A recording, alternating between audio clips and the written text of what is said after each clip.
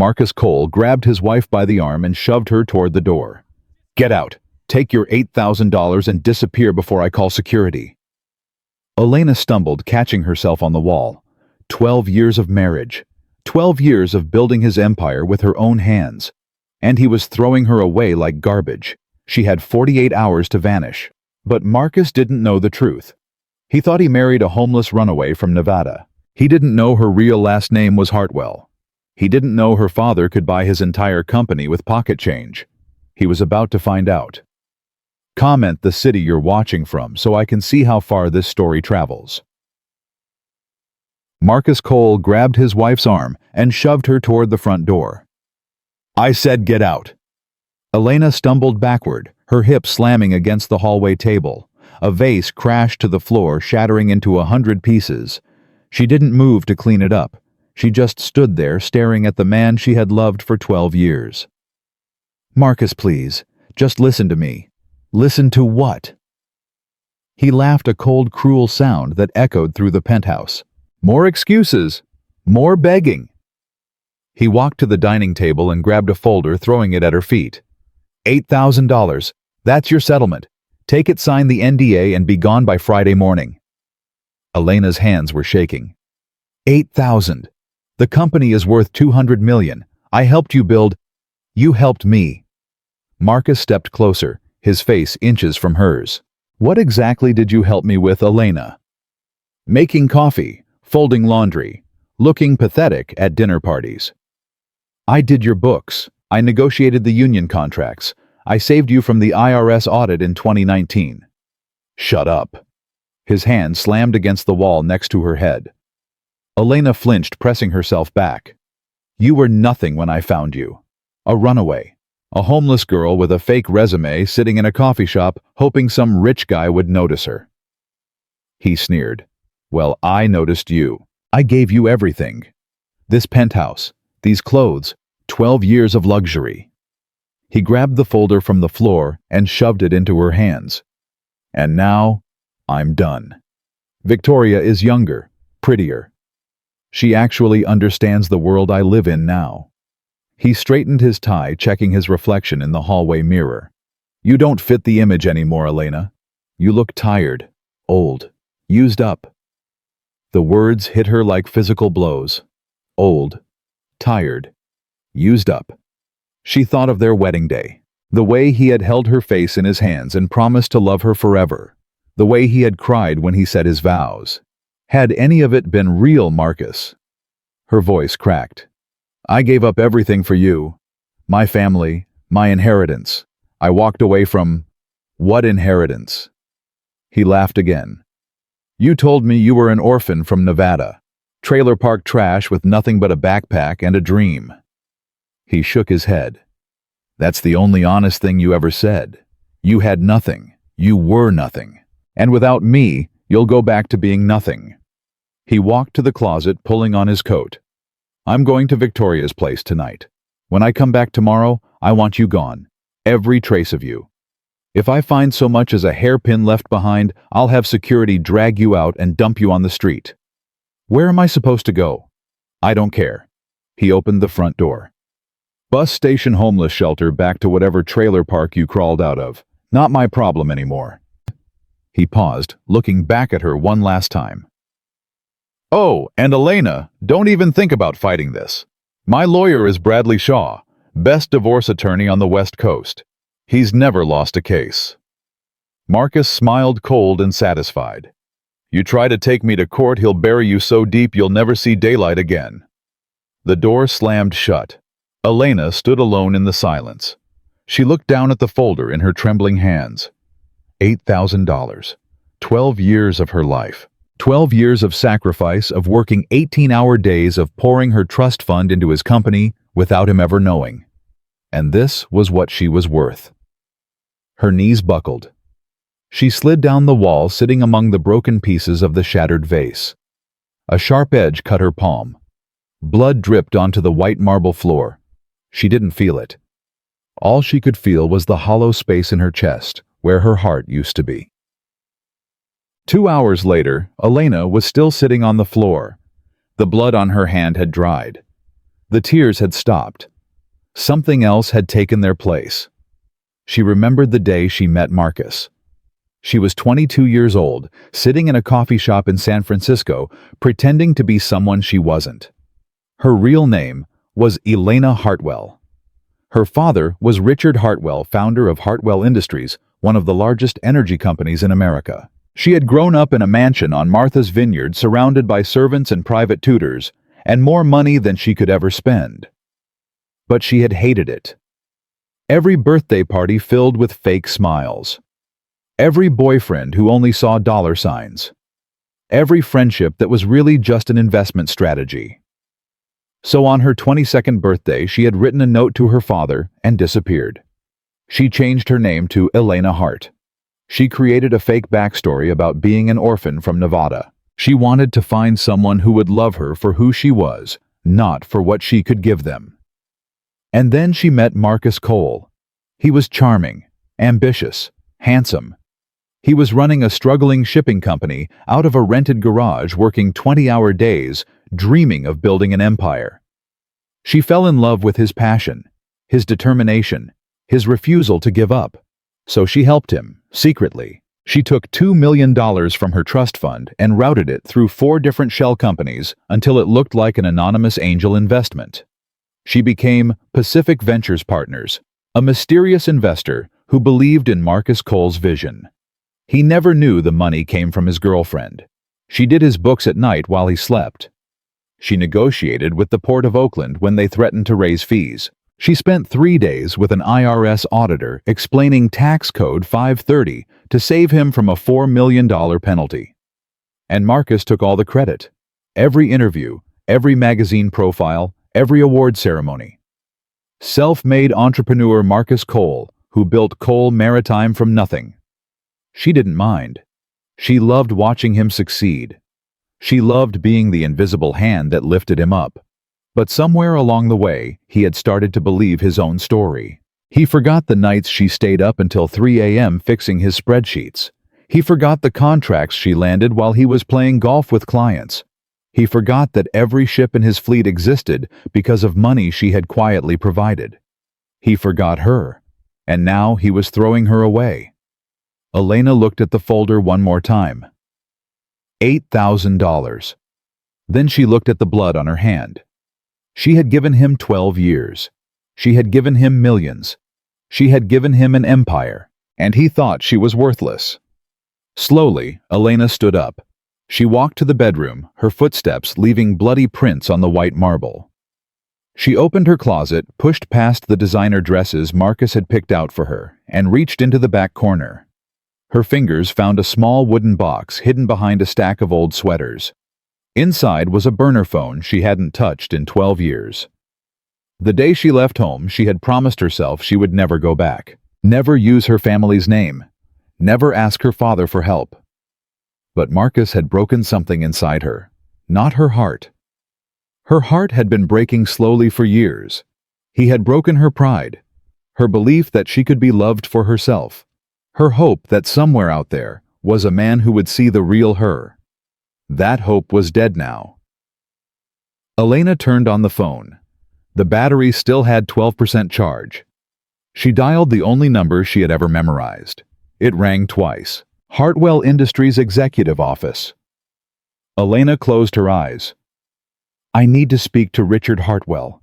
Tell him it's his daughter." Her voice was steady now, cold. "Tell him Elena is coming home. And tell him I need the best lawyer he has." 3 weeks later, Elena was sitting in a motel room that smelled like mold and regret. She had chosen this place on purpose. The stained carpets, the peeling wallpaper, the bed that squeaked with every movement.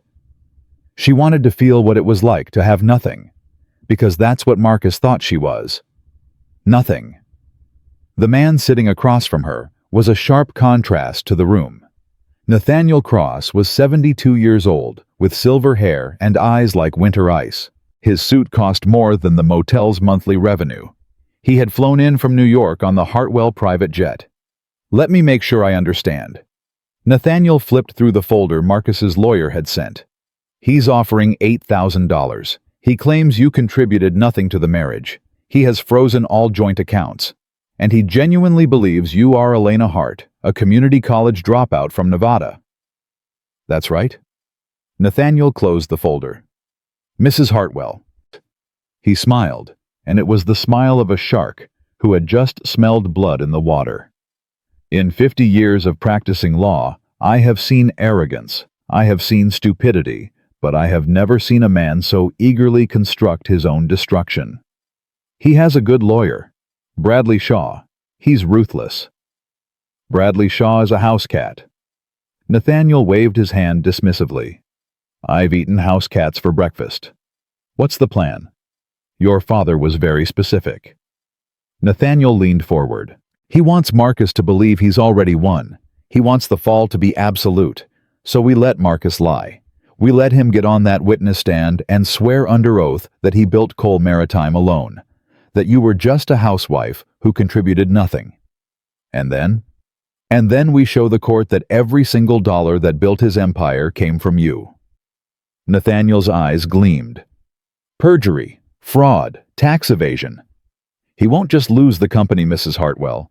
He'll lose his freedom. Elena's phone buzzed. A text from Marcus. Heard you hired some ancient lawyer from New York. Cute. Victoria and I are shopping for yachts in Monaco this weekend. Sign the papers and save yourself the humiliation.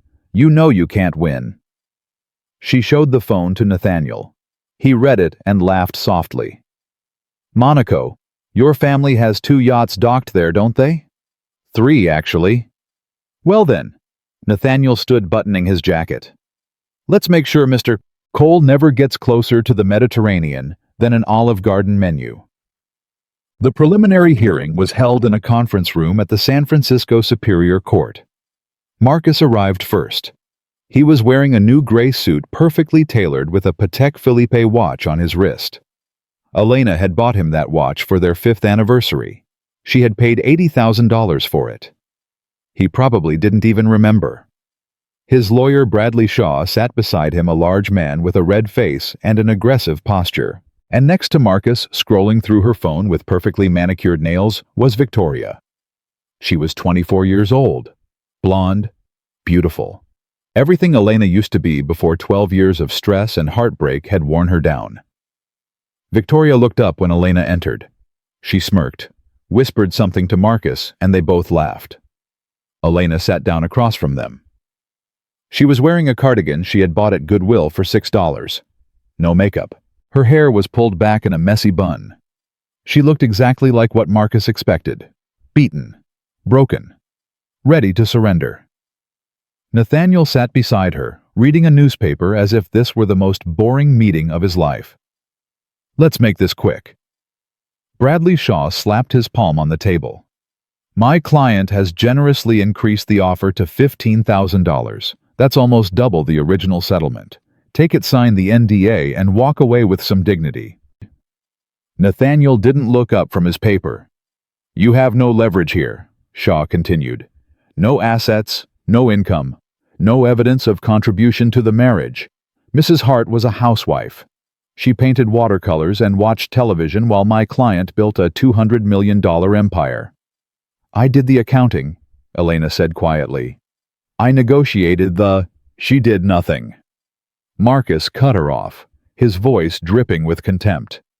Look at her, Bradley. Does she look like someone who could negotiate a shipping contract? She can barely negotiate a grocery list. Victoria giggled. Elena felt her face flush. Her hands clenched under the table. Stay calm, she told herself. Let them dig their own grave. Mrs. Hart. Marcus leaned forward, his eyes cold. I'm going to be honest with you. If you fight this, I will destroy you. I'll hire investigators to dig up every lie you've ever told. I'll subpoena your bank records and prove you were nothing but a gold digger who got lucky. He smiled. Take the $15,000. Buy yourself a bus ticket. Find some other idiot to leech off of, because you will never, I repeat, never see a single dollar of my company. Silence hung in the room. Nathaniel slowly folded his newspaper. He removed his reading glasses. He looked at Marcus with an expression of mild curiosity, like a scientist examining a particularly stupid specimen. "Mr. Cole." His voice was soft, almost gentle. "You seem very confident for a man who is currently under investigation by the IRS for misclassifying 200 employees as independent contractors." The color drained from Marcus's face. That's confidential. "You also seem confident for a man whose company is leveraged at 340% of its actual value, secured by loans that will be called in if your stock drops below $40. Nathaniel tilted his head. "It closed at 41 yesterday, didn't it?" Bradley Shaw's mouth opened and closed like a fish. "Who the hell are you?" Marcus demanded. "My name is Nathaniel Cross." Shaw made a choking sound. He grabbed Marcus's arm. "Cross doesn't handle divorces," Shaw stammered. "He handles federal cases, Supreme Court appeals. I make exceptions for special circumstances." Nathaniel stood slowly. "We decline your $15,000. We decline any settlement. We will see you in open court on Monday." "You have nothing!" Marcus shouted, standing up so fast his chair fell backward. "She has nothing. No money, no proof, no—" "Mr. Cole." Nathaniel's voice cut through the room like a blade.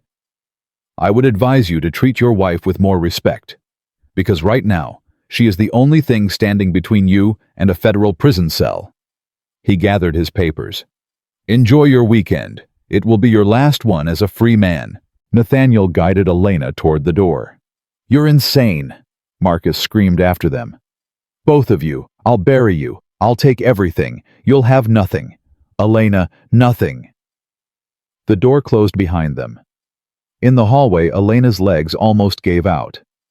Nathaniel caught her arm, steadying her. "Breathe," he said calmly. "You did perfectly. He's so sure he's going to win." "That's exactly what we want." Nathaniel's phone buzzed. He checked it and smiled. "Your father just landed. He has the files.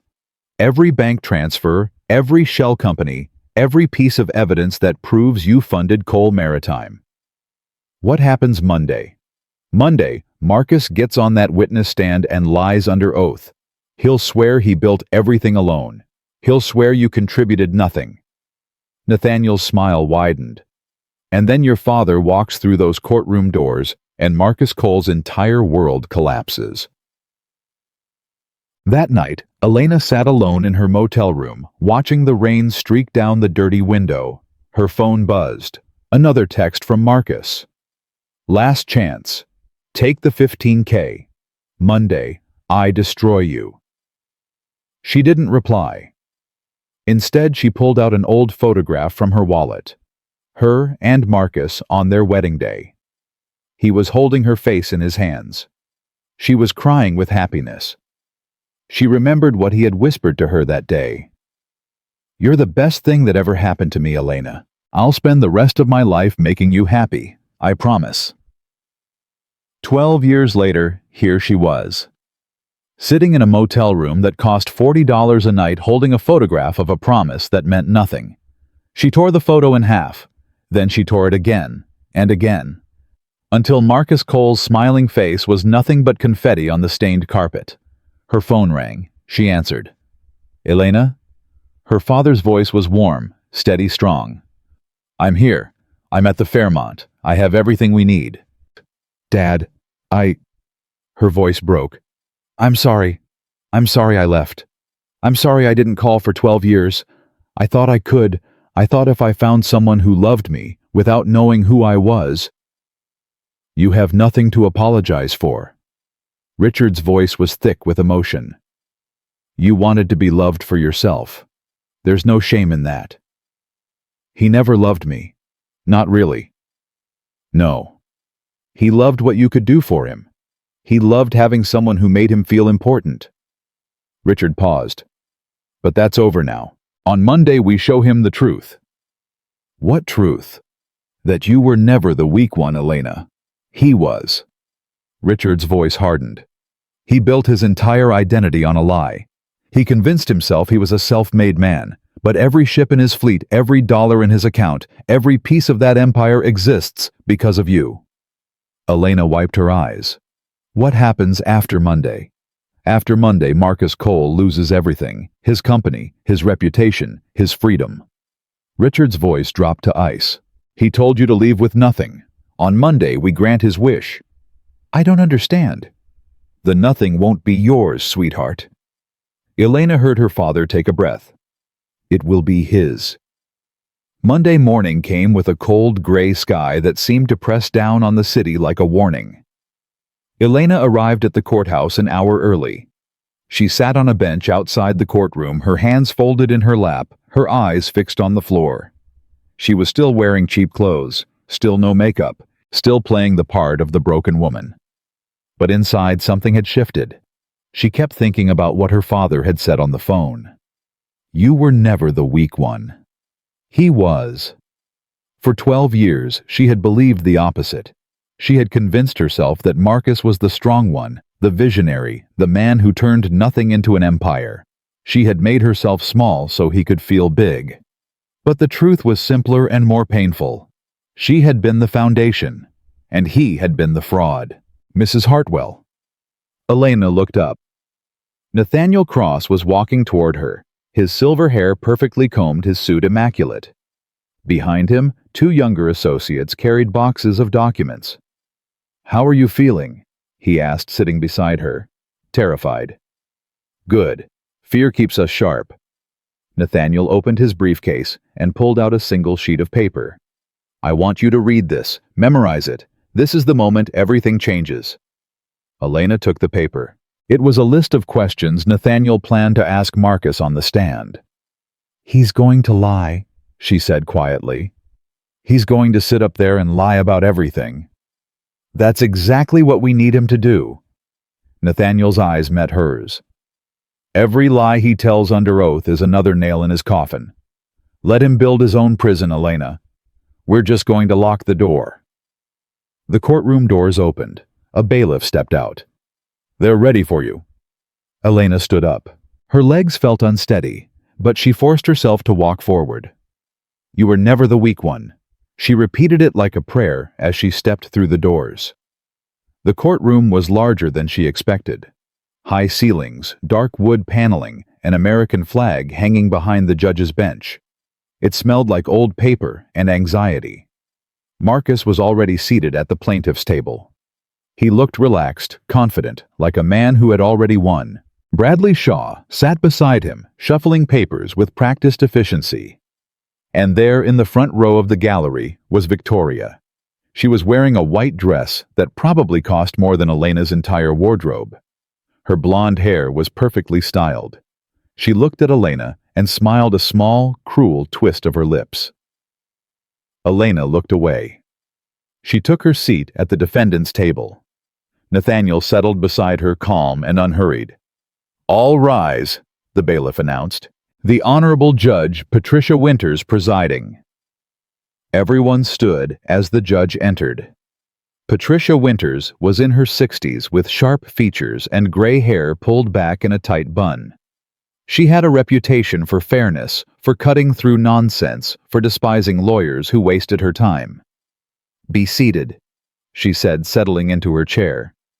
She looked at both tables, her expression neutral. "This is the matter of Cole versus Cole, case number 24-CV-8847. I've reviewed the preliminary filings. Mr. Shaw, I understand your client is seeking to expedite these proceedings." Bradley Shaw stood up, buttoning his jacket. "That's correct, Your Honor. Mr. Cole is a busy man. He runs a major shipping company. Every day this drags on costs him time and money. The facts are simple.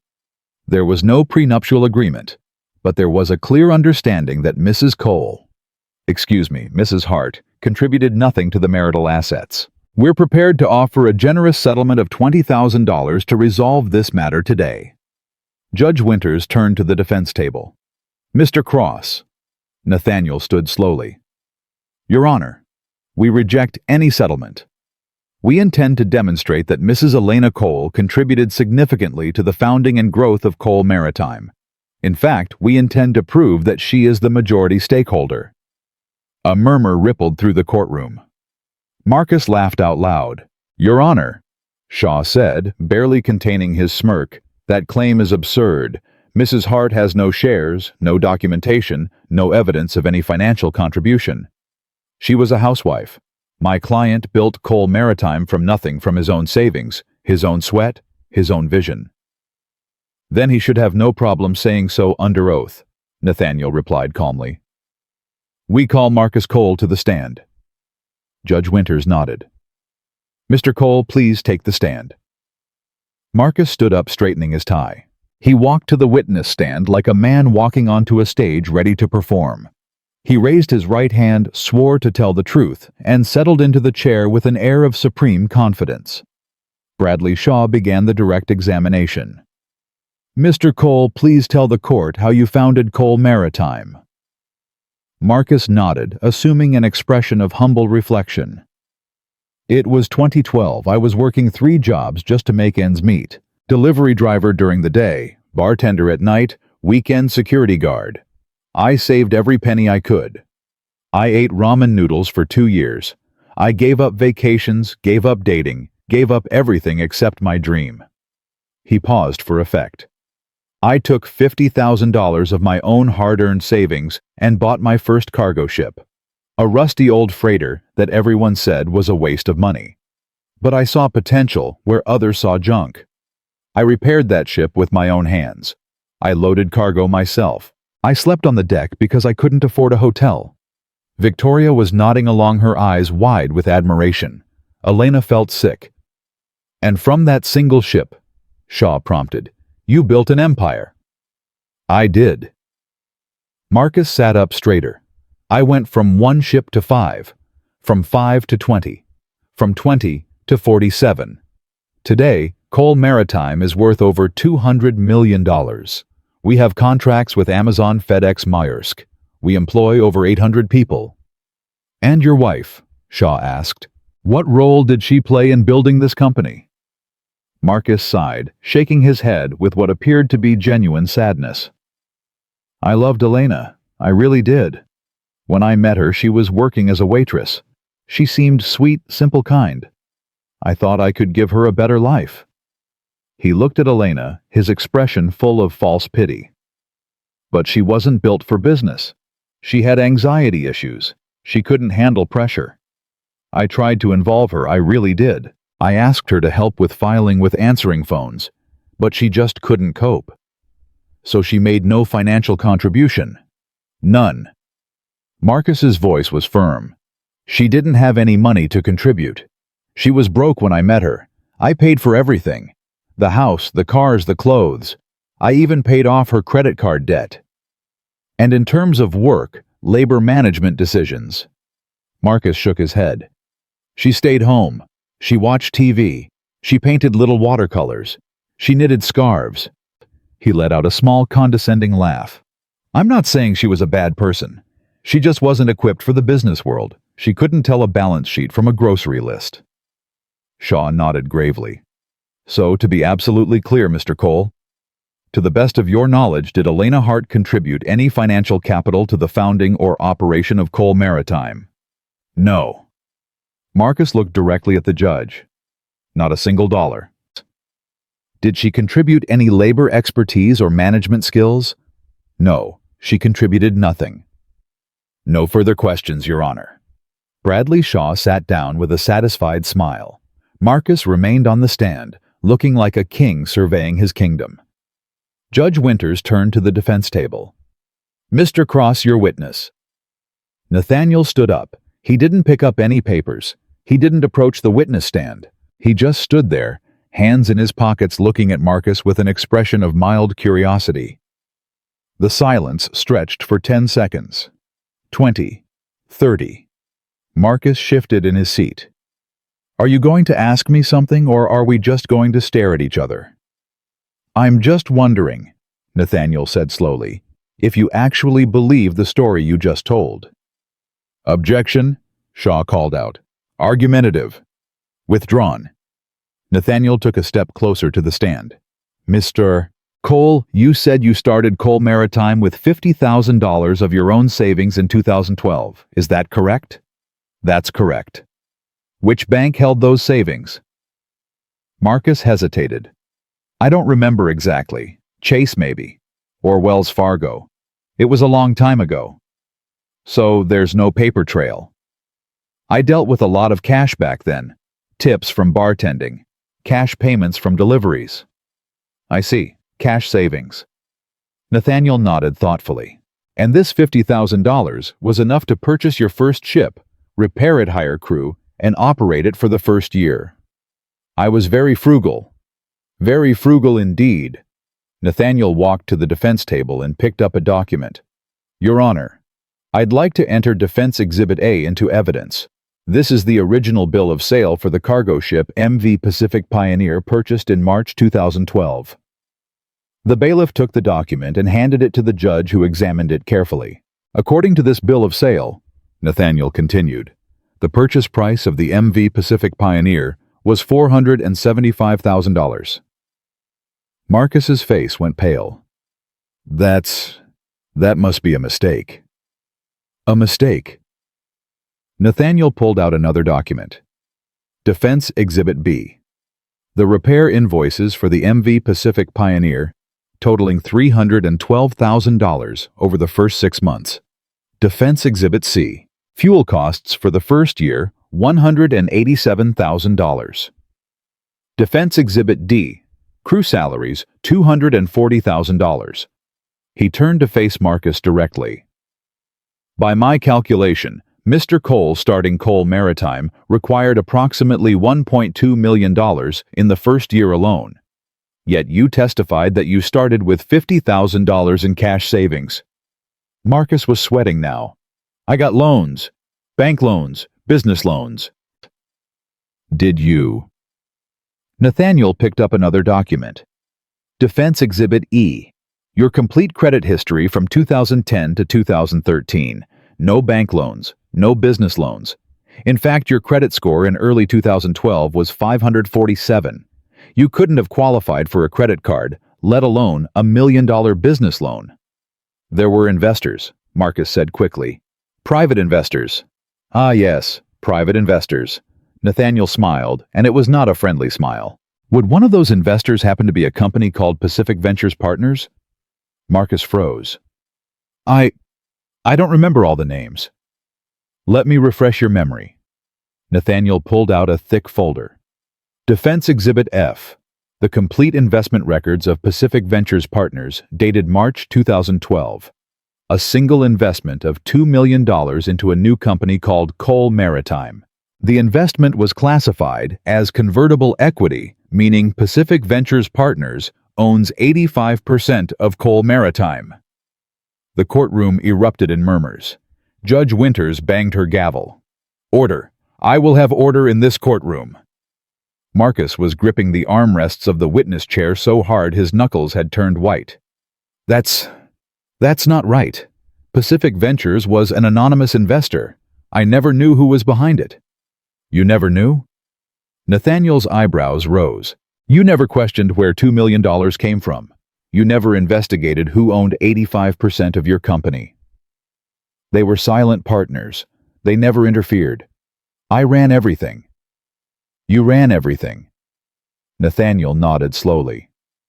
So when Pacific Ventures Partners covered the down payment on your first ship, you ran that. When they paid for the repairs, the fuel, the crew, you ran that too. When they bailed you out of the 2015 cash flow crisis with an additional injection of $500,000, you ran that as well. Marcus said nothing. Mr. Cole, I have one more question. Nathaniel walked to the defense table and stood beside Elena. Do you know who owns Pacific Ventures Partners? No, I told you. They were anonymous. Were they? Nathaniel placed his hand on Elena's shoulder. Because according to corporate filings in Delaware, Singapore, and the Cayman Islands, Pacific Ventures Partners is a subsidiary of the Hartwell Family Trust, and the sole beneficiary of that trust is Elena Hartwell. He paused, letting the words sink in. Your wife, Mr. Cole. The woman you just testified contributed nothing. The woman you offered $8,000 and a bus ticket. She is the majority owner of Cole Maritime. She always has been." Marcus shot to his feet. "That's a lie. She's a nobody. She told me she was an orphan from Nevada." "Mr. Cole, sit down," Judge Winters commanded. "She tricked me. She lied about who she was." "Mr. Cole." The judge's voice was sharp as a whip. "Sit down immediately, or I will hold you in contempt." Marcus sat, but his chest was heaving. His face had gone from pale to red to almost purple. "This is fraud," he sputtered. "She committed fraud. She married me under a false identity." "An interesting accusation," Nathaniel said calmly, "from a man who just committed perjury." He turned to the judge. "Your Honor, Mr. Cole testified under oath that he started Cole Maritime with his own savings. The documents prove that is false. He testified that his wife contributed nothing financially. The documents prove that is false. He testified that he built this company alone. Every piece of evidence shows that Elena Hartwell funded, supported, and legally owns the majority of Cole Maritime." Bradley Shaw was on his feet, his face the color of a ripe tomato. "Your Honor, we need a recess. We need time to examine these documents." "You've had 3 weeks to examine them," Nathaniel replied. "We submitted them in discovery. Perhaps you should have actually read them." Shaw turned to Marcus, his expression a mixture of fury and panic. "You told me she was broke. You told me there was nothing to find." "She was broke," Marcus shouted. "She worked in a coffee shop. She wore thrift store clothes." "By choice, Mr. Cole." Nathaniel's voice was ice. "She wore thrift store clothes by choice. She worked in a coffee shop because she wanted to be loved for who she was, not for her family's money. She funded your company anonymously because she believed in you. She stayed silent while you took all the credit because she thought you loved her." He shook his head. She was wrong. Elena felt tears streaming down her face, but she didn't wipe them away. Let them see, she thought. Let them all see what 12 years of loving this man had cost her. Judge Winters removed her glasses and rubbed her eyes. "Mr. Shaw, I'm going to grant a 2-hour recess for you to review these documents with your client, but I want to be clear." She fixed Marcus with a stare that could have frozen water. "If these records are authentic, and they appear to be, then your client has committed perjury in my courtroom. That is a criminal offense. I will be referring this matter to the district attorney's office." Marcus stood up, knocking his chair backward. "This is insane. I'm the victim here. She lied to me for 12 years. Mr. Cole, I warned you about contempt. She pretended to be poor. She pretended to be nobody. I never would have married her if I knew she was some trust fund princess." The words hung in the air. Elena felt something break inside her. Not her heart. That had broken a long time ago. Something else. The last tiny thread of hope that maybe somewhere deep down Marcus had actually loved her. He never would have married her if he knew she was rich. Because then, she would have been the successful one. She would have been the powerful one. And Marcus Cole could never love anyone more powerful than himself. "Court is in recess for 2 hours, Judge Winters announced, banging her gavel. "And Mr. Cole, I suggest you spend that time consulting with a criminal defense attorney." The bailiff led Marcus out through a side door. Bradley Shaw followed, his face ashen. Victoria remained in her seat, frozen, her phone clutched in her hand. She looked at Elena with an expression that was no longer smug. It was something closer to fear. Elena stood up slowly. Her legs were shaking, but she forced herself to walk toward the gallery. She stopped in front of Victoria. "The yacht in Monaco," Elena said quietly. "The one you were shopping for. My family owns the marina where it's docked. I'll make sure they give you a good view when they repossess it." Victoria's mouth opened, but no sound came out. Elena walked past her out of the courtroom into the hallway. Nathaniel was waiting for her. "You did well," he said. "I feel like I'm going to throw up." "That's normal. The adrenaline will fade." He checked his watch. "Your father will be here for the afternoon session. He wants to testify personally." Elena nodded. She walked to the window at the end of the hallway and looked out at the gray city below. Somewhere out there, Marcus was probably screaming at his lawyer, probably threatening to sue everyone, probably still convinced that somehow, some way he could win this. He didn't understand yet. The game was already over. He had just spent an hour on the witness stand lying under oath, while Elena's lawyers recorded every word. He had called her worthless. He had called her nothing. He had testified that she contributed nothing to the company she had secretly funded with her own money. And in 2 hours, Elena's father was going to walk through those courtroom doors.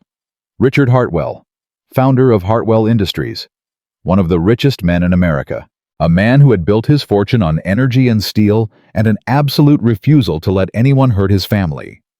Marcus thought he was fighting Elena. He had no idea who he was really up against. Elena's phone buzzed, a text from an unknown number. She opened it. It was from Marcus. "I know what you're doing.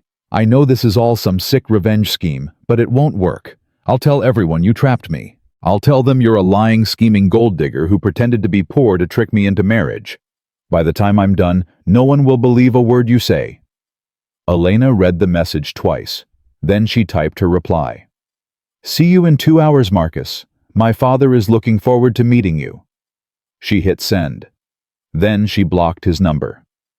The afternoon session would begin soon. Richard Hartwell would take the stand, the documents would be entered into evidence, and Marcus Cole would finally understand what it meant to face someone who had real power. Not the borrowed power of a company funded by someone else. Not the fake power of a man who built his ego on lies.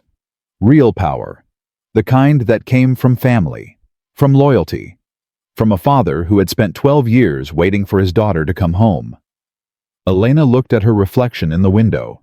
She barely recognized herself. The woman staring back at her wasn't the defeated housewife who had signed divorce papers 3 weeks ago. She wasn't the crying mess who had sat on a penthouse floor surrounded by broken glass. She was Elena Hartwell, and she was about to take back everything that was hers. The 2-hour recess felt like 2 minutes. Elena sat in a small conference room down the hall from the courtroom, her hands wrapped around a cup of coffee that had gone cold an hour ago. She hadn't taken a single sip. Her stomach was too tight, her nerves too raw. Nathaniel was reviewing documents with his associates, speaking in low, rapid tones. Occasionally he would glance at Elena, offering a small nod of reassurance. But Elena wasn't looking at him. She was looking at the door. Any minute now, her father would walk through it. The man she had abandoned 12 years ago. The man she had left without a proper goodbye, without an explanation, without even a phone call on his birthday. She had convinced herself she was doing the right thing. She wanted independence. She wanted to prove she could make it on her own. She wanted to find love that wasn't bought with her family's money. But sitting here now waiting for him, she realized the truth. She had been running. Not towards something better. Just away from herself. The door opened. Richard Hartwell stepped into the room. He looked older than she remembered. His hair had gone completely silver. There were lines around his eyes that hadn't been there before. But he still carried himself the same way, with that quiet authority that made everyone around him stand a little straighter. For a moment, neither of them spoke. Then Richard crossed the room in 3 long strides and pulled his daughter into his arms. "Dad!" Elena's voice cracked.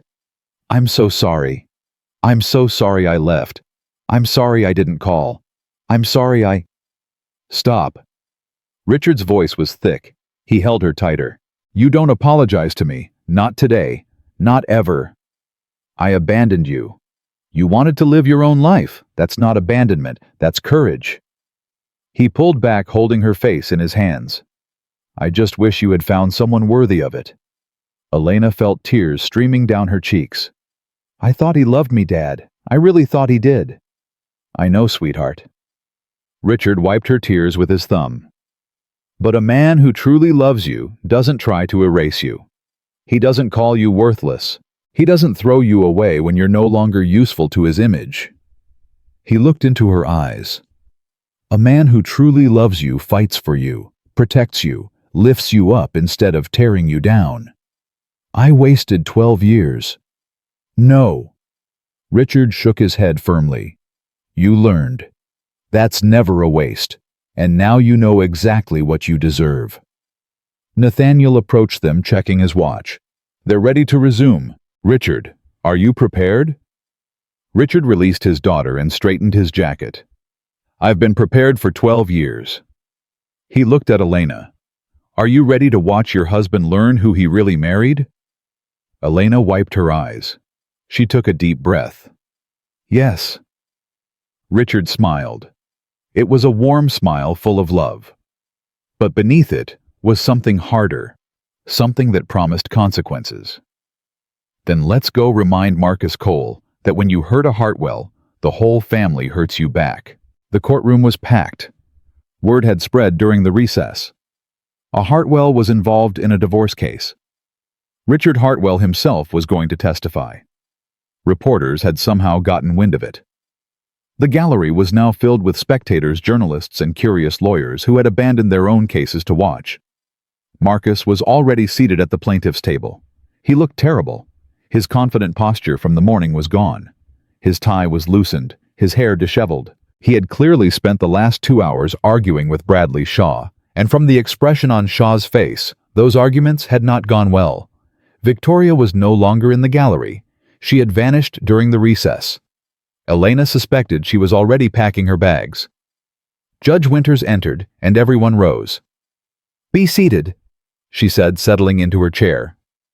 She looked at the now crowded gallery with mild disapproval, then turned to the defense table. Mr. Cross, you indicated you have a witness to call? Yes, Your Honor. Nathaniel stood.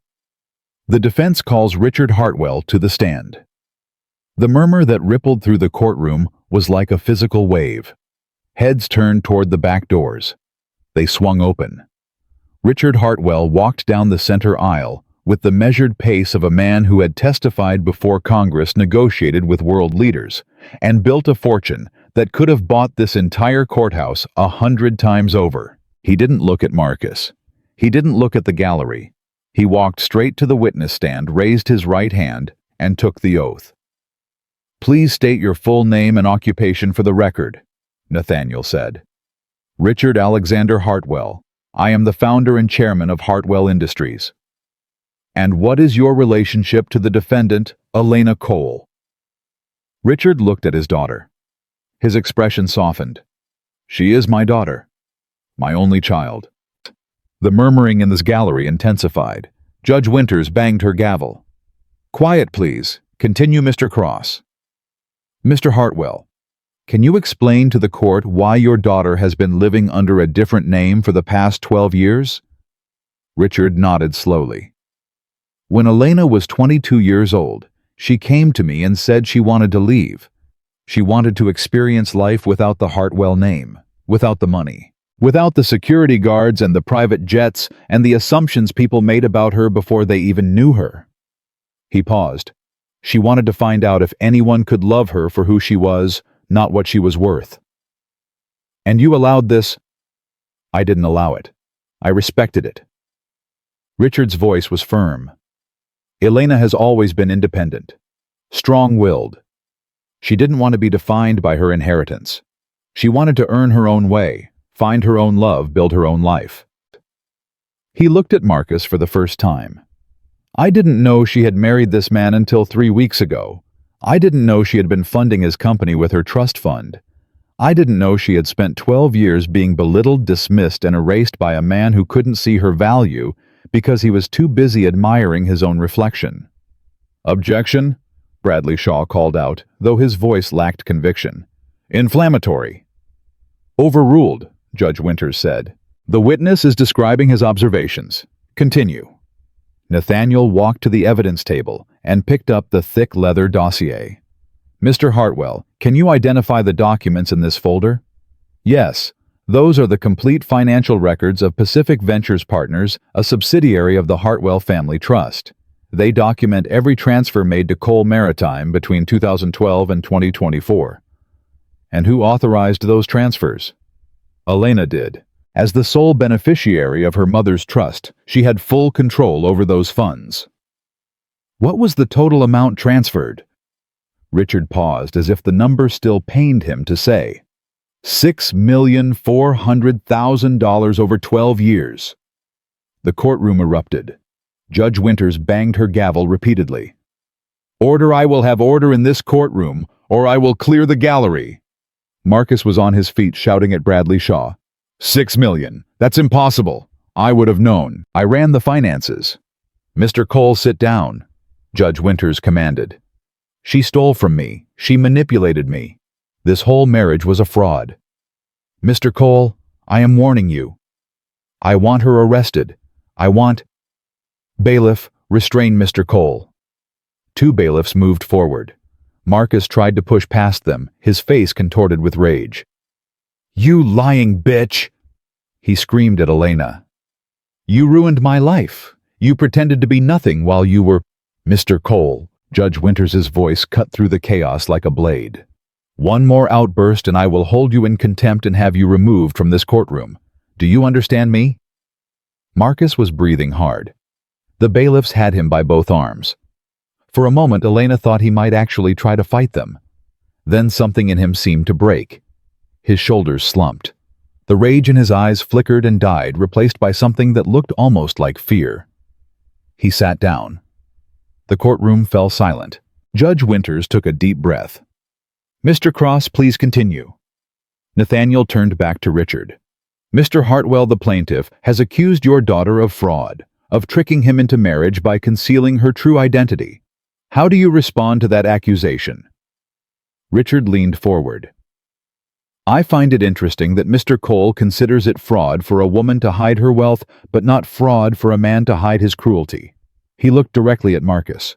My daughter didn't trick him. She tested him. She wanted to know if he would love her when she had nothing, and he did for a while, or at least he pretended to. What changed? Success changed him. The bigger his company grew, the smaller he made my daughter feel. She told me about it during our phone call 3 weeks ago, how he stopped asking her opinion, how he started criticizing her appearance, how he began staying out late, coming home smelling like perfume that wasn't hers. Richard's voice hardened. He didn't love Elena. He loved having someone to look down on, someone to make him feel superior. When she stopped serving that purpose, he threw her away. And the money she invested in his company, he never knew. That was the point. Richard shook his head. Elena wanted to help him succeed. She believed in his dreams, even when he stopped believing in hers. She funded his ships, his warehouses, his expansion. She stayed up late doing his accounting, negotiating his contracts, saving him from audits that would have destroyed him. He paused. And he gave her credit for none of it. He convinced himself that he was a self-made man. He convinced everyone that his wife was just a burden he had generously taken on. But the truth is that Marcus Cole has never been self-made. He was made by my daughter. Every ship in his fleet exists because of her money. Every contract he brags about was negotiated by her skill. Every dollar in his account can be traced back to a woman he called worthless. Richard looked at the judge. Your Honor, I don't want revenge. I'm not here to destroy this man. I'm here because my daughter deserves to be acknowledged. She deserves to have the truth told. After 12 years of being invisible, she deserves to be seen. Nathaniel nodded. No further questions, Your Honor. Bradley Shaw stood up slowly. He looked like a man walking to his own execution. Mr. Hartwell, he began, his voice uncertain, you admit that your daughter concealed her identity from my client. I admit that she used a different name. That's not a crime. But she deceived him about her background, her wealth, her family connections. She wanted to be loved for herself. Is that a crime? Shaw hesitated. She secretly funneled money into his company without his knowledge or consent. She invested in his dreams. She believed in him when no one else did. Richard's eyes narrowed. And how did he repay her? By offering her $8,000 and a bus ticket. Mr. Hartwell, do you believe your daughter was entirely honest in this marriage? Richard considered the question. I believe my daughter was more honest than she needed to be. She could have told Marcus who she was from the beginning. She could have bought him his company outright and made sure everyone knew she was the one writing the checks. But she didn't want that. She wanted a partner, not a dependent. He leaned forward. The real question isn't whether Elena was honest. The question is why Marcus is so angry that his wife turned out to be rich. Most men would be thrilled, but Marcus isn't thrilled. He's furious. And do you know why? Shaw said nothing. Because it means he was never the successful one. It means his entire identity, his self-made billionaire story, his legend is a lie. And Marcus Cole cannot stand not being the hero of his own story. The courtroom was absolutely silent.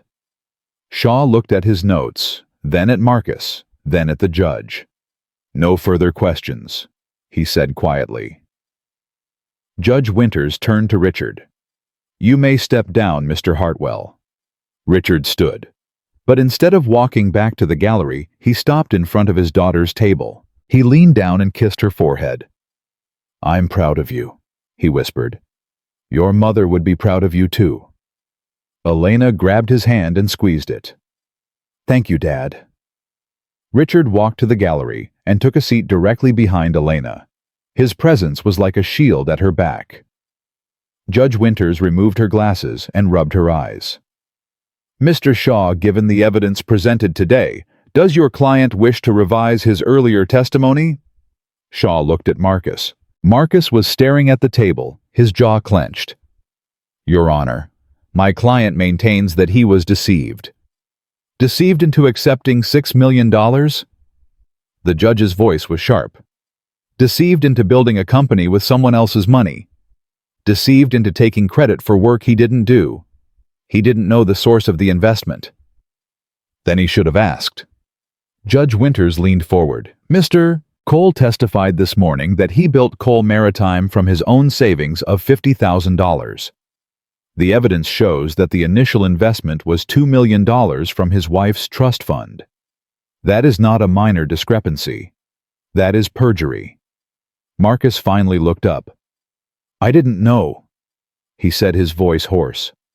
I swear to God I didn't know where the money came from. You didn't know? The judge's eyebrows rose. You never questioned how a company that should have cost over $1 million to start was somehow funded by $50,000. You never wondered why Pacific Ventures partners never asked for reports, never demanded board seats, never exercised any control over their 85% stake. Marcus opened his mouth, then closed it. I thought I was lucky, he finally said. I thought I had found investors who believed in me. You did find an investor who believed in you, Mr. Cole. She's sitting right there. Judge Winters pointed at Elena. And you repaid her belief by calling her worthless, by humiliating her in front of your mistress, by trying to throw her out with nothing. She shook her head. In my 30 years on the bench, I have seen many divorce cases. I have seen greed and cruelty and deception on both sides. But I have rarely seen a case where one party so completely and thoroughly destroyed their own credibility. Marcus was pale now. His hands were shaking. What happens now? He asked. What happens now is that I render my judgment. Judge Winters picked up a document. Based on the evidence presented, I find that Elena Hartwell Cole is the majority stakeholder of Cole Maritime holding 85% equity through Pacific Ventures Partners.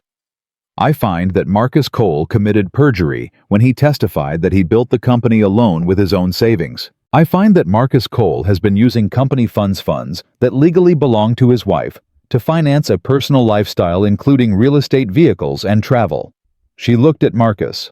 Therefore, I am granting the defendant full ownership of Cole Maritime and all subsidiary assets. I am ordering the immediate seizure of the marital residence, all vehicles purchased with company funds, and all investment accounts in the plaintiff's name. Marcus shot to his feet. You can't do this. I can, and I am. The judge's voice was ice. Furthermore, I am referring this matter to the district attorney for investigation of perjury fraud and potential tax evasion. Mr. Cole, I strongly suggest you retain criminal defense counsel. This is insane. Marcus turned to Elena, his face contorted with desperation. Elena, please. We can work this out. I was angry I said things I didn't mean. But we had 12 years together. 12 years. Doesn't that mean anything to you? Elena looked at him. For a moment, she saw the man she had fallen in love with. The charming dreamer in the coffee shop. The man who had held her hand and promised her forever. But that man was gone. Maybe he had never existed at all. It meant everything to me, Marcus, she said quietly. But it meant nothing to you. She stood up. You wanted me to leave with nothing. You got your wish. She turned her back on him. But the nothing isn't mine. It's yours. Marcus lunged toward her. The bailiffs caught him, wrestling him back. You can't do this to me, he screamed. I built that company. It's mine. Mine. Court is adjourned, Judge Winters announced over his screaming. Bailiffs, please escort Mr. Cole out. They dragged him toward the side door. He was still shouting, his voice cracking with rage and desperation. This isn't over, Elena. I'll appeal. I'll sue. I'll destroy you. You hear me? I'll destroy you. The door slammed shut behind him. The courtroom was silent. Then slowly, someone in the gallery began to clap. Another person joined in. Then another. Elena turned around. The entire courtroom was applauding. Strangers were standing up, nodding at her with respect, with admiration. She felt her father's hand on her shoulder. How do you feel? Richard asked. Elena thought about it. She had lost a husband. She had lost 12 years of her life. She had lost the naive belief that love could conquer all. But she had found something else. She had found herself. I feel free, she said. And for the first time in 12 years, she smiled. The applause followed Elena out of the courtroom and into the hallway. She walked past the reporters, shouting questions, past the lawyers, whispering to each other, past the curious strangers who had witnessed the most dramatic divorce case this courthouse had seen in years. Richard stayed close, his hand on her back, guiding her through the chaos. Nathaniel was already on his phone, barking instructions to his associates. File the asset seizure order immediately. I want a team at the penthouse by 6 o'clock. Yes, everything. The cars, the artwork, the wine collection, all of it. Elena stopped walking. Wait. Nathaniel looked at her. The wine collection, Elena said. He spent $300,000 on that wine. He bragged about it at every dinner party. It was purchased with company funds. Technically, it's yours. Elena thought about all those dinner parties. Marcus holding court at the head of the table, swirling expensive Bordeaux in crystal glasses, lecturing guests about tannins and terroir, while Elena sat silently at the other end. Donate it, she said. Nathaniel raised an eyebrow. All of it. Find a charity auction, something for children's hospitals or homeless shelters. Whatever will do the most good. Richard smiled. That's my girl. And the penthouse? Nathaniel asked. Elena hesitated. That penthouse held 12 years of memories. Their first night there, when they had danced in the empty living room because the furniture hadn't arrived yet. The morning she made him breakfast in bed after he landed his first big contract. The evening he proposed down on one knee in front of those floor-to-ceiling windows. But it also held darker memories. The nights she had waited alone while he stayed out with Victoria. The mornings she had found lipstick on his collar and said nothing. The day he had grabbed her arm and shoved her toward the door. Sell it, Elena said. I never want to see it again. They reached the end of the hallway. A side exit led to a private parking area where the Hartwell security team was waiting. Elena stopped at the door. Dad, I need a minute. Richard looked at her with concern. Are you okay? I will be. I just need to breathe. He nodded. I'll be right outside. He pushed through the door, leaving Elena alone in the quiet hallway. She leaned against the wall and closed her eyes. It was over. 12 years of marriage destroyed in a single afternoon. 12 years of pretending, of hiding, of making herself small so Marcus could feel big. She had won. She had taken back her company, her money, her dignity. So why did she feel so empty? The answer came to her slowly, like a bruise forming beneath the skin. Because winning wasn't the same as healing. She had spent 12 years loving a man who never existed. The Marcus she fell for, the charming dreamer with the big smile and bigger ambitions, had been a performance. A mask. Behind it was something cold and hollow, something that fed on admiration and couldn't survive without it. And she had fed that hunger. Every time she did his books without asking for credit. Every time she negotiated a contract and let him take the handshake. Every time she swallowed her pride and her voice and herself, she had made him into the monster he became. No. Elena opened her eyes. No, that wasn't right. She had given him opportunities to be better. She had given him money, support, love. What he did with those gifts was his choice, not hers. Marcus Cole wasn't a monster she had created. He was a monster who had hidden himself until he felt safe enough to stop pretending. The difference mattered. Elena pushed off the wall and walked toward the exit. She had spent 12 years taking responsibility for Marcus's flaws. She wasn't going to spend another second doing the same. Outside, the rain had stopped. The clouds were breaking apart, letting through thin shafts of golden afternoon light. Richard was waiting by a black town car. He opened the door when he saw her, ready. "Where are we going?" "Anywhere you want." He smiled. "The jet is fueled. We could be in Martha's Vineyard by dinner. Or Paris by tomorrow morning. Or that little beach in Santorini you used to love." Elena thought about it. "Home," she said. "I want to go home." "The vineyard." "No." She shook her head. "I want to go back to the motel." Richard blinked. "The motel, that place with the stained carpets and the broken air conditioning. I paid for another week. I should at least get my things." "Elena, I can send someone to—" "No." She put her hand on his arm. "I need to do it myself. I need to close that chapter properly." Richard studied her face for a long moment.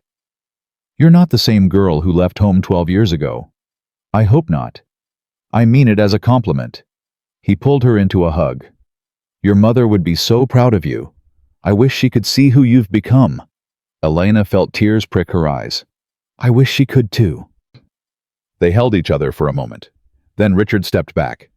"I'll have the car take you to the motel. Call me when you're ready, and we'll go wherever you want." "Thank you, Dad." "For what?" "For not giving up on me, for coming when I called, for being here." Richard's eyes glistened. "I would have come the first day if you had asked. I would have come any day, any time, for any reason." He cupped her face in his hands. "You're my daughter, Elena. There is nothing in this world I wouldn't do for you." She kissed his cheek. Then she got into the car and told the driver to take her to the Starlight Inn. The motel looked even worse in daylight. Elena walked across the cracked parking lot past the rusted pickup trucks and the flickering vacancy sign. The manager glanced up from his newspaper as she entered, then went back to reading without a word. She climbed the stairs to room 204. The hallway smelled like cigarette smoke and despair. She unlocked her door and stepped inside. Everything was exactly as she had left it. The sagging bed, the wobbly table, the water stain on the ceiling that looked like a map of some forgotten country. But something felt different. This room had been her refuge for 3 weeks. Her hiding place while she gathered the courage to fight back. It had witnessed her tears, her rage, her moments of doubt when she almost called Marcus and begged him to take her back. She was grateful for this ugly little room. It had held her when she had nothing else. Elena walked to the window and looked out at the parking lot. A familiar car was pulling in, a silver Mercedes, the same one Marcus had been driving for years. Her stomach clenched. The car stopped. The door opened. Marcus got out. He looked nothing like the confident businessman who had thrown divorce papers at her 3 weeks ago. His suit was wrinkled, his hair uncombed. He had the wild-eyed look of a man who had lost everything and couldn't understand how it happened. He looked up at the motel. His eyes scanned the windows until they found her. Even from this distance, she could see the desperation in his face. He started walking toward the entrance. Elena's first instinct was to hide, to lock the door, call security, wait until he went away. But then she thought about all the times she had hidden from him, all the times she had swallowed her words to avoid conflict.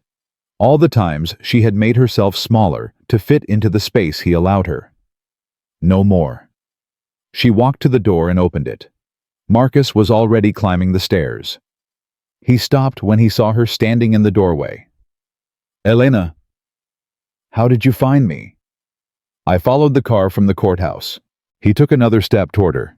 "Elena, please. We need to talk." "There's nothing to talk about. The judge made her ruling." "The judge was wrong." Marcus's voice cracked. "She didn't hear my side. She didn't understand what you did to me." "What I did to you? You lied to me." He was on the landing now, just a few feet away. "For 12 years, you pretended to be someone you weren't. You made me believe I was building something on my own when the whole time you were pulling the strings." Elena stared at him. "I gave you $6 million, Marcus. I funded your dream. I stayed up until 3 in the morning fixing your spreadsheets. I saved your company from bankruptcy twice. I didn't ask you to do that. No, you didn't. Because you never asked me anything. You never wondered how the money appeared or who was keeping the books balanced or why your investors never demanded anything in return." She shook her head. "You just assumed you were special, that the universe was bending itself to serve you." Marcus's face contorted. "You should have told me." "Would it have made a difference?" "Of course it would have." "How?" Elena stepped toward him. "Would you have been grateful? Would you have treated me as a partner instead of a burden? Or would you have resented me for being the one with the money, for being more successful than you?" Marcus said nothing. "That's what I thought." Elena's voice was quiet now. "You didn't want a wife, Marcus. You wanted an audience. Someone to clap for you while you played the hero. Someone to make you feel important without ever threatening your ego. That's not true. Then why did you start staying out late when the company got big? Why did you stop asking my opinion on contracts? Why did you find a 24-year-old girlfriend the moment I stopped being impressed by you?" Marcus's jaw tightened. Victoria was a mistake. Victoria was a symptom. The disease was your need to feel superior to everyone around you, including me. "So what? This is my punishment? You destroy my company, take everything I built because I wounded your pride?" Elena almost laughed. "You think this is about pride? Marcus, you offered me $8,000. You told me to take a bus ticket back to the trailer park. You said I was worthless, used up, that I didn't fit your image anymore." She stepped closer. "You didn't wound my pride. You showed me exactly who you are. A man who uses people until they're empty, then throws them away like garbage." Marcus's face crumpled. For a moment he looked like the man she had married, vulnerable, lost, afraid. "I'm sorry," he whispered. "Elena, I'm so sorry. I was wrong. I was stupid and arrogant and wrong." He reached for her hand. "Please, give me another chance. We can start over. We can go back to the way things were in the beginning, when it was just us against the world." Elena looked at his hand, the hand that had once held hers with such tenderness, the hand that had shoved her toward the door just 3 weeks ago. "It was never us against the world, Marcus. It was you against the world. And I was just the invisible force keeping you afloat." She stepped back. "We're done. Elena, leave. Please just—" "I said leave." Marcus stared at her. For a moment she thought he might cry. Then something shifted in his face. The desperation hardened into anger. "Fine," he said. "You want to play the victim? Go ahead, but everyone will know the truth. You tricked me into marrying you. You hid your identity, your money, your family. You manipulated me for 12 years. And yet, I'm the one with the company, and you're the one facing criminal charges." Elena tilted her head. "Tell me, Marcus, how's that narrative working out for you?" His face went red. "You think you've won? You think this is over?" He laughed a harsh, ugly sound. "I'll appeal. I'll fight this for years. I'll make sure everyone knows what kind of person you really are." "Go ahead. I'll drag your family name through the mud. I'll tell every reporter who will listen that Elena Hartwell is a lying, scheming Marcus." Something in her voice stopped him. Elena reached into her pocket and pulled out her phone. "Do you remember the Christmas party in 2019? The one where you had too much to drink and told your CFO all about how you were hiding assets from the IRS?" Marcus went pale. That conversation was private. It was at a party with 200 guests. 3 of them were wearing body cameras for a documentary about tech entrepreneurs. She held up her phone. "I have the footage, Marcus. All of it. Your detailed explanation of how you classified employees as independent contractors. Your bragging about the offshore accounts. Your joke about how the government would never catch you because you were too smart." Marcus looked like he might be sick. "You're bluffing." "Am I?" Elena smiled. "Go ahead. Appeal. Fight. Drag my name through the mud. And every time you do, I'll release another piece of evidence. By the time the appeals are done, you won't just lose the company, you'll lose your freedom." She put the phone back in her pocket. "Or you can walk away quietly, accept that you lost. Start over somewhere else with whatever scraps of dignity you have left." Marcus stared at her. "You're not the woman I married." "No," Elena agreed. "I'm not. The woman you married was scared and lonely and desperate to be loved. She let you treat her like a doormat because she thought that's what love looked like." She straightened her shoulders. "I know better now." For a long moment, neither of them spoke. Then Marcus turned and walked back down the stairs. Elena watched him cross the parking lot. He got into his Mercedes, the car he would have to return by tomorrow. He sat there for a minute, staring at the steering wheel. Then he drove away. Elena went back into her room and closed the door. She sat down on the edge of the sagging bed. Her hands were shaking. Her heart was pounding. But she didn't cry. She had spent too many tears on Marcus Cole. He didn't deserve any more. Instead, she pulled out her phone and called her father. "Dad, I'm ready." "Ready for what, sweetheart?" Elena looked around the motel room one last time. The stained carpets, the peeling wallpaper, the watermark on the ceiling. This room had been her cocoon, the place where Elena Hart had finally died and Elena Hartwell had been reborn. She would never forget it. "Ready to go home," she said. "Really home this time. I'll send the car." "Dad." "Yes. Thank you for everything." Richard's voice was warm. "Welcome back, sweetheart. It's been too long." Elena hung up. She walked to the window and looked out at the sky. The clouds had cleared completely now. The sun was setting, painting everything in shades of gold and pink. Somewhere out there, Marcus was driving to a future he had never planned for. A future without the company, without the penthouse, without the identity he had built on lies. She didn't feel sorry for him, but she didn't hate him either. Hatred was a chain, and she had spent 12 years in chains already. Today she had broken free. The car arrived 20 minutes later. Not the black town car from before. A silver Rolls-Royce with the Hartwell family crest on the door. Elena picked up her small bag, the only thing she had taken from the penthouse. A few clothes, some old photographs, the wooden box that had held her burner phone. She walked down the stairs and across the parking lot. The driver opened the back door. Inside, her father was waiting. "Everything sorted?" he asked. "Everything." She slid into the leather seat beside him. The door closed with a solid, luxurious thunk. "Where to?" the driver asked. Richard looked at his daughter. "Elena."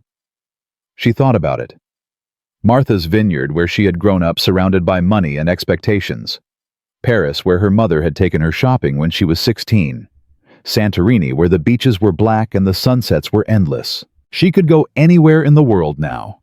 She had the money, the freedom, the rest of her life stretching out in front of her like an open road. "The airport," she said. "I want to see the ocean." Richard smiled. "The Vineyard it is." The car pulled out of the parking lot and onto the highway. Elena leaned her head against the window and watched the city slide past. San Francisco, the place where she had met Marcus Cole, the place where she had lost herself for 12 years. The place where she had finally found herself again. She would come back someday. There were loose ends to tie up, assets to manage, a company to rebuild. But not today. Today, she was going home. And for the first time in 12 years, that word didn't fill her with dread. Home. She closed her eyes and let the word settle into her bones. Home.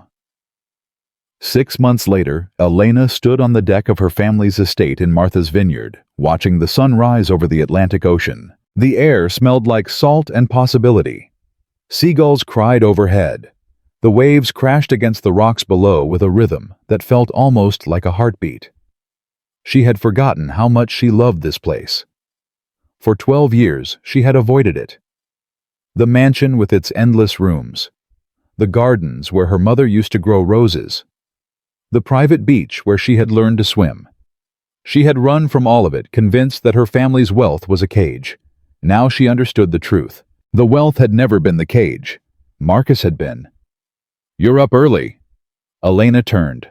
Her father was walking toward her, 2 cups of coffee in his hands. He was wearing a sweater and old khakis, looking nothing like the billionaire who had terrified Marcus Cole in that courtroom. "Couldn't sleep," she said, taking the coffee. "Too much on my mind. The board meeting, among other things." Richard leaned against the railing beside her, nervous, terrified. "Good. That means you care." Elena sipped her coffee. It was exactly how she liked it. Her father had remembered after 12 years. "The board is expecting Marcus," she said. "They've worked with him for a decade. They trust him. And now I'm supposed to walk in there and convince them to follow me instead." "You're not asking them to follow you instead. You're reminding them who actually built the company." Richard looked at her. "You know those contracts better than anyone. You know the operations, the logistics, the relationships with the ports. Marcus was the face. You were the brain. What if they don't see it that way? Then they're fools, and we'll replace them." Elena laughed despite herself. "You make it sound so simple." "It is simple." Richard put his hand on her shoulder. "Elena, you spent 12 years hiding your light so Marcus could shine. You convinced yourself that staying invisible was the same as being supportive. But it wasn't support. It was self-erasure." He turned her to face him. "Today you stop hiding. Today you walk into that boardroom and you show them exactly who you are. Not Marcus Cole's wife, not Richard Hartwell's daughter. Elena, the woman who built Cole Maritime from a single rusty ship into a $200 million empire." Elena felt tears prick her eyes. "What if I fail?" "Then you fail, and you try again, and you keep trying until you succeed." Richard smiled. "That's what Hartwells do. We don't give up. We don't back down. We don't let anyone tell us we're not enough." Elena hugged him. "I love you, Dad."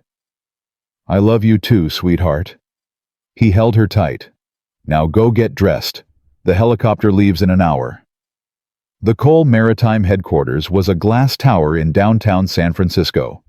Elena had helped design it 7 years ago, though Marcus had taken all the credit at the ribbon-cutting ceremony. She remembered standing in the crowd that day, watching him shake hands with the mayor, watching him pose for photographs with his name on the building behind him. She had been so proud of him. Now she was going to take it all back. The helicopter landed on the roof.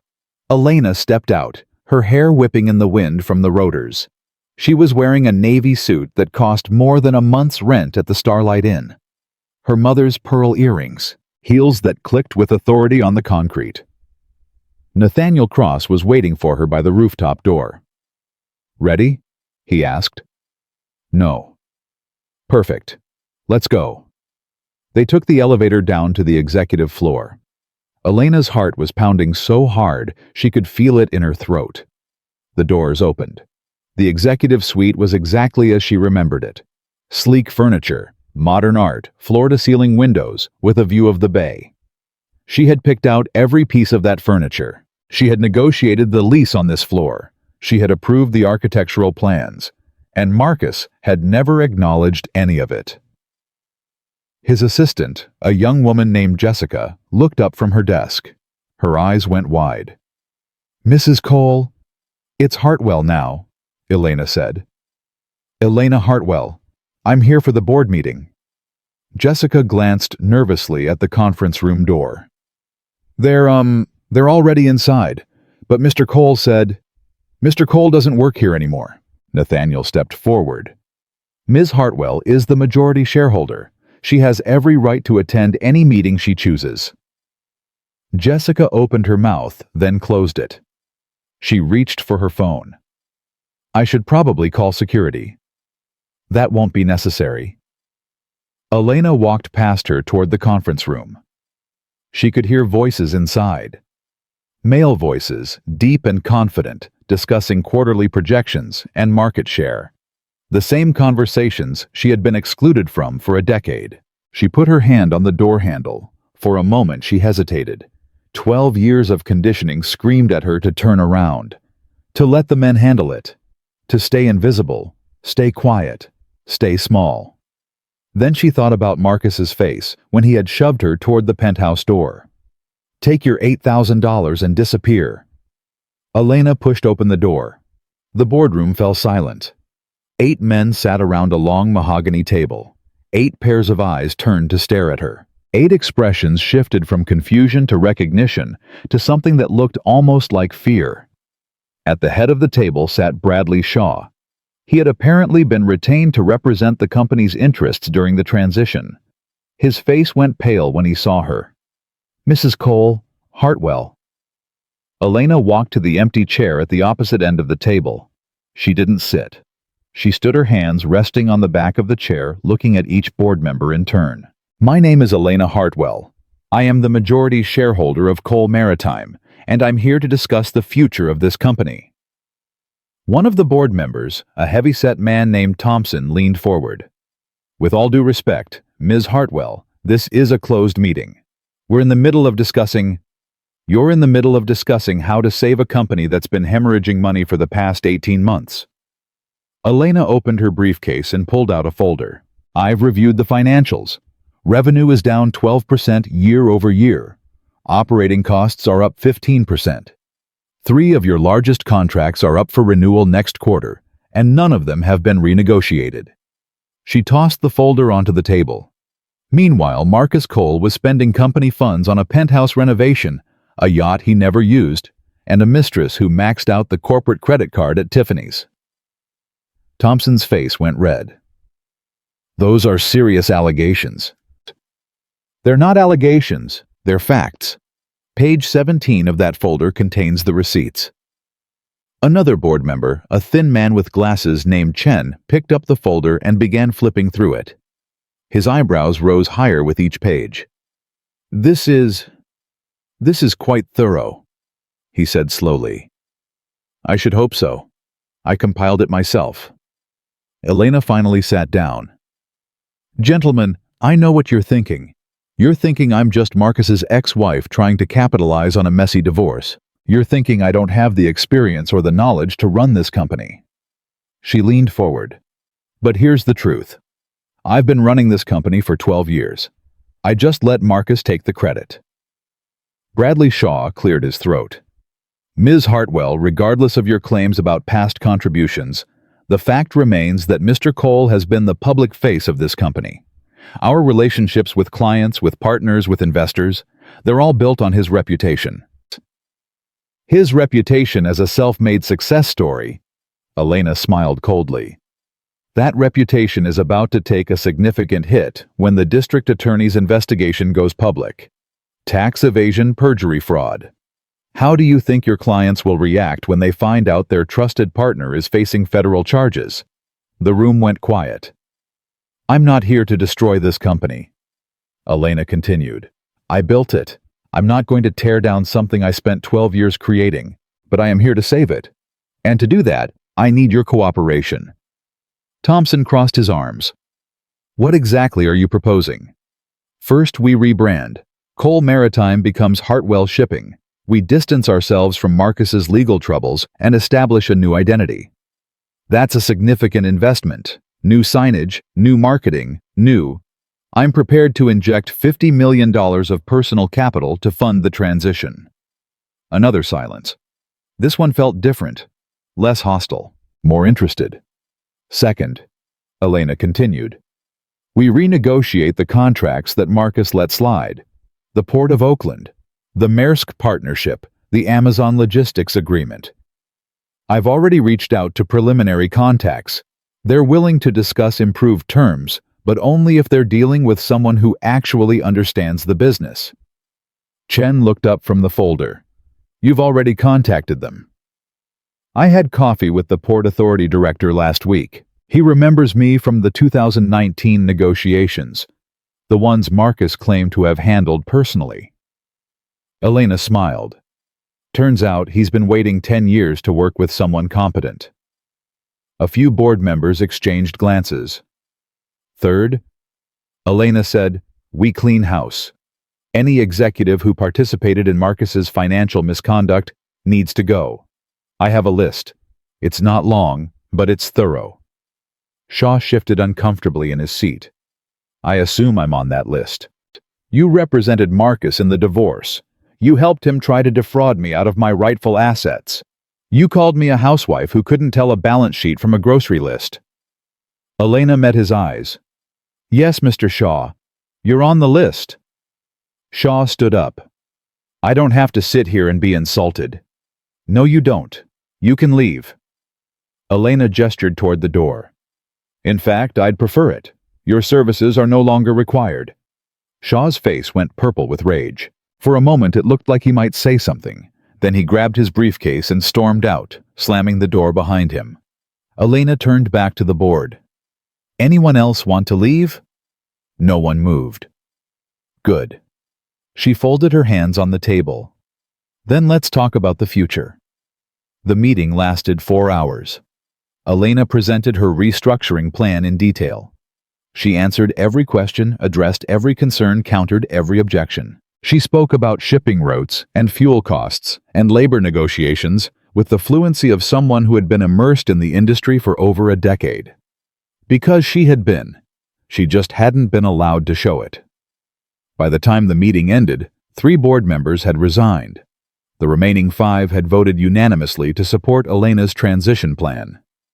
Thompson was the last to leave. He stopped at the door and turned back. I owe you an apology, he said. Elena looked up from her notes. For what? For underestimating you. For believing Marcus when he said you were just a housewife. Thompson shook his head. I've been on this board for 8 years. I thought I knew this company. Turns out I didn't know anything. You knew what Marcus wanted you to know. That's not your fault. It's partly my fault. I should have asked more questions. I should have wondered why our anonymous investor never demanded anything in return. He paused. I should have wondered why Marcus's wife was always in the background, always silent, always invisible. Elena stood up. Mr. Thompson, I spent 12 years being invisible. I did it to myself. I thought that was what love looked like, sacrificing your own light so someone else could shine. She walked to the window and looked out at the city. I was wrong. Love doesn't ask you to disappear. Love doesn't take credit for your work or call you worthless or throw you away when you're no longer useful. She turned back to face him. Real love lifts you up. It makes you more of who you are, not less. Thompson nodded slowly. For what it's worth, I think you're going to be a hell of a CEO. Thank you. He left, closing the door quietly behind him. Elena stood alone in the boardroom. The boardroom she had designed in the building she had helped create for the company she had funded from the very beginning. It was finally hers. She walked to the head of the table, Marcus's chair. The leather was worn from years of use. She could almost smell his cologne on it. She sat down. It fit perfectly. 3 months later, Hartwell Shipping was featured on the cover of Forbes. The headline read, "The Woman Behind the Empire, How Elena Hartwell Built a Shipping Giant in Secret." The article told the whole story. The anonymous investment, the years of hidden labor, the divorce that had exposed everything. Elena had given one interview, just one, and she had told the truth about every single day of her marriage. The response had been overwhelming. Women from around the country wrote to her. Women who had been in similar situations, who had made themselves small for men who didn't deserve them, who had woken up one day and realized they had given away pieces of themselves they could never get back. Elena read every letter. She couldn't respond to all of them, but she read them. They reminded her why the pain had been worth it. On a crisp autumn evening, Elena stood on the deck of her new yacht watching the sun set over San Francisco Bay. The yacht was called the Phoenix. She had named it herself. Her father stood beside her, a glass of champagne in his hand. "1 year ago," he said, "you were living in a motel room crying over a man who didn't deserve your tears. 1 year ago, I thought my life was over. And now?" Elena looked out at the water. In the distance, she could see a coal maritime ship now bearing the Hartwell Shipping logo making its way toward the open ocean. "Now I know it was just beginning." Richard smiled. "Your mother would be so proud." "I wish she could see this." "She can." Richard put his arm around her. "Wherever she is, she's watching. And she's probably telling everyone in heaven that her daughter is the most stubborn, brilliant, beautiful woman who ever lived." Elena laughed, wiping away a tear. "That sounds like Mom." "It runs in the family." They stood in comfortable silence, watching the ship disappear over the horizon. "Have you heard from Marcus?" Richard asked. Elena shook her head. "Not since the trial. He got 3 years for tax evasion. Minimum security." She paused. "I didn't go to the sentencing." "Why not?" "Because I didn't need to see it. I didn't need to watch him suffer to know that I had won." She turned to face her father. "Revenge isn't justice, Dad. It's just another chain. I spent 12 years chained to a man who didn't love me. I'm not going to spend another day chained to my anger at him." Richard nodded slowly. "When did you get so wise?" "I had a good teacher." "Your mother." "Her too." Elena smiled. "But I was talking about you." Richard's eyes glistened. He pulled her into a hug. "I love you, sweetheart." "I love you too, Dad." The sun slipped below the horizon, painting the sky in shades of orange and purple and gold. Elena watched it disappear and thought about everything she had survived. A mother who died too young. A father she had abandoned for a decade. A husband who had tried to erase her. A life she had almost lost. But she was still here, still standing, still fighting. Marcus Cole had told her she was worthless. He had told her she was nothing without him. He had thrown her away like garbage and expected her to stay broken forever. He had been wrong about everything. Because Elena Hartwell wasn't broken. She was forged. Every lie Marcus told, every night she spent doing his work without credit, every moment of pain and doubt and fear had become fuel for the fire that burned inside her now. She wasn't the same woman who had married him 12 years ago. That woman had been afraid of her own power, ashamed of her own worth, desperate to be loved by someone who couldn't love anyone but himself. This woman, the woman standing on the deck of her yacht, watching her ships cross the ocean, running the company she had built from nothing, this woman knew exactly who she was, and she would never let anyone make her forget it again. Elena raised her glass to the darkening sky. "To second chances," she said. Richard raised his glass beside her. "To second chances." They drank. The stars began to appear one by one, scattered across the velvet darkness, like promises waiting to be kept. Elena smiled. She had spent 12 years living someone else's story, playing a supporting role in a man's fantasy of himself. She had given away her money, her time, her identity, her voice, everything that made her who she was. But the story wasn't over. In fact, it was just beginning. And this time, she was the one holding the pen. Marcus Cole thought he could throw his wife away with nothing. He was right. She walked away with nothing but the truth. And the truth was enough to build an empire.